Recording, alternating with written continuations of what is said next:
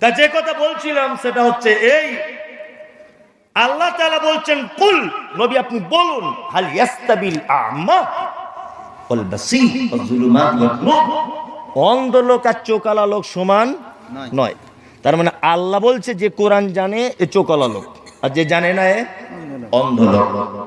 এই জায়গায় একটা বাস্তব চিত্র আপনাদেরকে তুলে ধরি। আমাদের মাদ্রাসা মসজিদগুলো গরুর গাড়ির মতো চলে কেন বলুন তো? আর মিশন এত দ্রুত গতিতে চলছে কেন? আগে একটা কথা বলে এসেছি, আর একটা কথা শুনুন। মিশনগুলো যারা পরিচালনা করে তারা ওই লাইনেরই শিক্ষিত লোক। কি বললাম বুঝলেন? তারাও জেনারেল লাইনের শিক্ষিত লোক। আর আমাদের মাদ্রাসা মসজিদগুলো যাদের দায়িত্ব দেওয়া হয়, বলতে কষ্ট হচ্ছে তবুও বলছি, এর অধিকাংশ লোক যারা দায়িত্বে থাকে তারা হাদিস কোরআনের কোনো জ্ঞান রাখে না। আর আল্লাহর ভাষা হচ্ছে এই, যার ভিতরে দ্বীনের জ্ঞান নেই এ অন্ধ। তার মানে অন্ধ লোককে দিয়ে জাতি সঠিক রাস্তা পেতে পারে কে? না। এই মমতাজুল ইসলাম দু চোখে দেখতে পাই না, আমাকে যদি একটা 5 ব্যাটারি লাইট দিয়ে যদি বলা হয় ওই এই লোকটাকে একটু হাই রোড পর্যন্ত দিয়েছো, আমার পক্ষে সম্ভব নয়। কারণ আমার লাইটই বিকা কি, আর হ্যালোজিনই বাকি, আর হ্যাচাকি বাকি, টিউবলাইটই বাকি, আমার তো মেশিনই নাই। তো অন্ধ। তার মানে অন্ধ কোনোদিন অপরকে রাস্তা দেখাতে পারে না। এমার্জেন্সি আমাদের মাদ্রাসা মসজিদ ধর্মীয় ব্যাপারে যে সমস্ত দায়িত্বে মানুষেরা আছেন, আপনারা থাকুন, আপনাদেরকে আমি ছেড়ে দিতে বলিনি। আল্লাহর কসম করে বলছি, আপনাদের আমি অপমান করতে আসিনি, আল্লাহর কসম। শুধু আমি সত্যিটা বললাম, ভাই আপনি আজকে থেকে একটা বাংলা কোরআন কিনে অন্তত পক্ষে পড়ার চেষ্টা করুন। এটা আপনার কাছে আমার অনুরোধ। আল্লাহর কসম, আমি কাউকে অপমান করতে আসিনি, কারণ আপনাকে আমি চিনি না, আপনার সঙ্গে আগে কোনোদিন দেখা হয়নি। কথাগুলো যেটা বললাম, আপনি আপনার মানে বিপক্ষে যদি কথা চলে যায় তবু আপনাকে বলা লাগবে 100% ঠিক, কারণ আল্লাহ কথা বলেছে, আমি বলিনি। কে বলেছে? এটা আল্লাহ বলেছে। সকলের কাছে বিনীত অনুরোধ, দ্বীনের জ্ঞান অর্জন করুন। চলুন এবার একটা পৃথিবীর আশ্চর্য লোকের কথা বলি, যে লোকটা সম্পর্কে অনেকজনের সামান্য জ্ঞান আছে, বেশি জ্ঞান নেই। খুব মনোযোগ দিয়ে শুনবেন। ভালো বলে দিলাম বলে যেন আবার একটু পরে ব্যস্ত করবেন না, যে মনে হয় খুব ভালো বলে দিয়েছে একটু ব্যস্ত করে নিই না। এত শীত তবু একটা মানুষ হিলছে না। আমি চাইছি আপনারা আস্তে আস্তে পালিয়ে যান, তাহলে আমার সুবিধা হবে, তাও তো হচ্ছে না, দেখতে পাচ্ছি কঠিন অবস্থা। আরো লোক আসছে, আরো লোক বাড়ছে, দেখুন আস্তে আস্তে এসে সব এসে বসছে। আলহামদুলিল্লাহ, আল্লাহর রহম, তাই না? আর মাদ্রাসার প্রতি ভালোবাসা। আমি মমতাজুল ইসলাম, আমার কোনো দাম নেই, শুধু কোরআনের দাম। কোরআনের মজলিসে মানুষ আসছে, আলহামদুলিল্লাহ। আল্লাহ যারা বসে আছে তুমি সকলকে ক্ষমা করে দাও, বলুন আমিন। আমিন। আল্লাহর নবী সাল্লাল্লাহু আলাইহি ওয়াসাল্লাম তিনি বলেন, রাতের 3য় অংশে আল্লাহ সুবহানাহু ওয়া তাআলা একদম শেষ আসমানে নেমে এসে বলে, কে আছো? অপরাধ করেছো বলো, তোমার অপরাধ ক্ষমা করে দেব। কে আছো? মা হতে পারিনি, আমার কাছে চাও, আমি তোমার সন্তান দিব। কে আছো? ঋণ হয়েছে, আমাকে বলো, আমি তোমার ঋণ পরিশোধ করে দিব। কে আছো? বেটা অসুস্থ, আমাকে বলো, আমি তোমার বেটাকে সুস্থ করে দিব। আল্লাহ সুবহানাহু ওয়া তাআলা বান্দাকে ডেকে বলে, কে আছো? আমাকে ডাকো। গভীর রাত হয়ে গেছে, রাত্রি 12টা, মানে শীতকাল। আমরা একবার আল্লাহকে মাঝখানে ডেকে দিই, আল্লাহ যারা আমরা এখানে বসে আছি তুমি আমাদেরকে একটু ক্ষমা করে দাও। আমি তোমার দরজায় ক্ষমা পাওয়া খুব সহজ, পৃথিবীর মানুষের কাছে ক্ষমা চাওয়া খুব কঠিন, খুব কঠিন। তুমি ক্ষমা করে দিতে পারো, তাই না? বলুন একবার আমিন। আমিন। আমিন। যারা আমাদের কাছ থেকে চলে গেছে তুমি তাদেরকেও ক্ষমা করে দাও। আমিন। পৃথিবীর এবার একটা আশ্চর্য লোকের কথা বলছি, শুনে যান। এক, যারা জেনারেল শিক্ষিত লোক তারা জানেন যে দক্ষিণ আফ্রিকাকে বলা হয় দুর্ভিক্ষের মহাদেশ। দক্ষিণ আফ্রিকাকে বলা হয়। আর এই দক্ষিণ আফ্রিকাতে একটা শহর আছে, তার নাম হচ্ছে হাবাসা, বর্তমানে যার নাম হচ্ছে ইথিওপিয়া।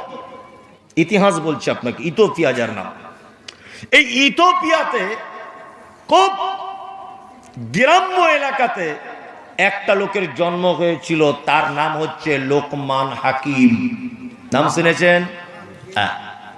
লোকমান হাকিমের শারীরিক গঠন সম্পর্কে তাফসীর ইবনে কাসিরে আল্লামা ইবনে কাসির তিনি তাফসীর করতে গিয়ে বলেছেন যে লোকটা ছিল আলকাতরার মতো কালো, কুচকুচ কুচকুচ কুচকুচ কুচকুচি লোক, আলকাতরার মতো।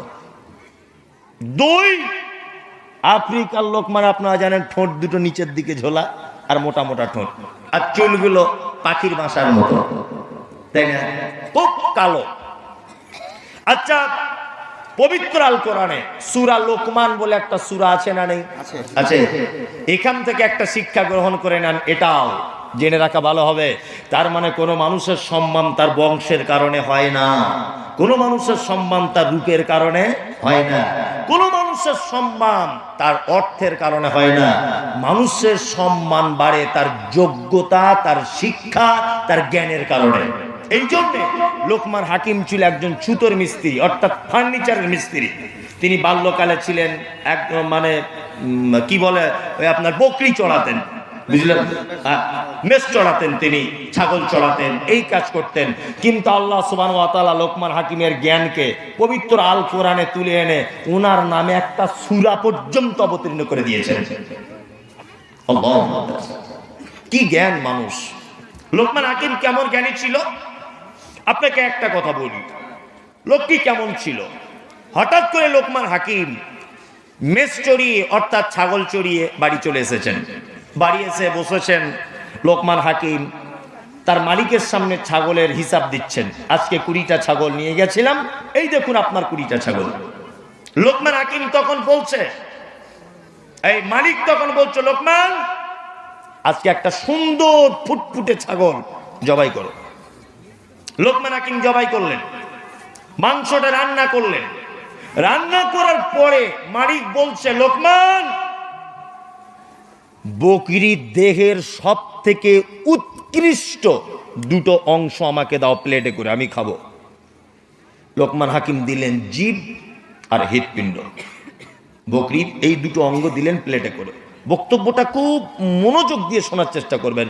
হৃৎপিণ্ড দিলেন, লোকমান হাকিম খাচ্ছেন খুব মজা করে, আর লোকমান হাকিমের মালিক খাচ্ছেন মজা করে, আর বলছেন, লোকমান তাহলে এই দুটোই দেহের ভিতরে সব থেকে উন্নত মানের 2টো জিনিস? তখন লোকমান বলছে, হ্যাঁ। আরো কিছুদিন চলে গেল, লোকমান আবার বলছেন, যাবো না, আজকে কি আবার বকরি জবাই করব? বলছে, আজকে আবার বকরি জবাই করো। তা বকরি জবাই করেছে আবার।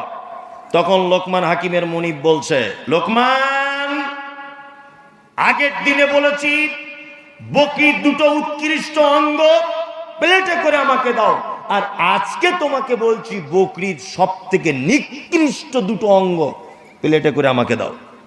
লোকমান হাকিম সেই দিনও নিকৃষ্ট হিসেবে বিবেচনা করলেন জিভ আর হৃৎপিণ্ড।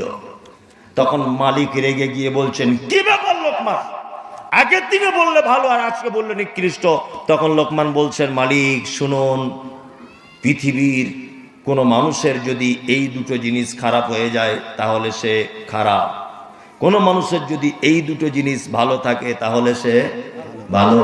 সারা পৃথিবীতে যত বিপর্যয় হয়েছে সব কিছু হয়েছে এই কারণে, জিভ আর এই মন, তাই না? হ্যাঁ, আল্লাহ পবিত্র আল কোরআনে কি বলেছেন, অমিনান নাস মান ইয়াকুলু